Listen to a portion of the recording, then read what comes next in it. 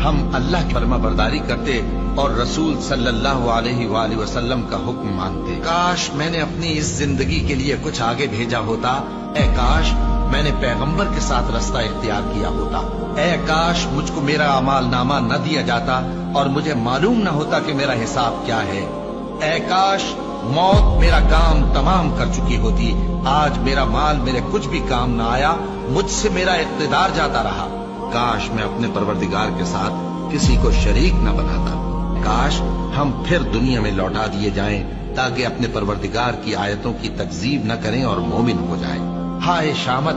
کاش میں نے فلاں شخص کو دوست نہ بنایا ہوتا، اس نے مجھ کو کتاب نصیحت کے میرے پاس آنے کے بعد بہکا دیا،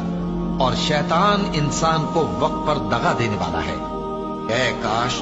میں مٹی ہوتا۔ اور وہ فرمائے گا کہ گناہ گارو تم آج الگ ہو جاؤ،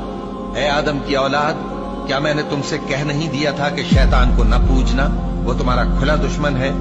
اور یہ کہ میری ہی عبادت کرنا یہی سیدھا رستہ ہے،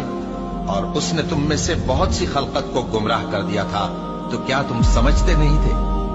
یہی وہ جہنم ہے جس کے تمہیں دھمکی دی جاتی تھی، جو تم کفر کرتے رہے ہو اس کے بدلے آج اس میں داخل ہو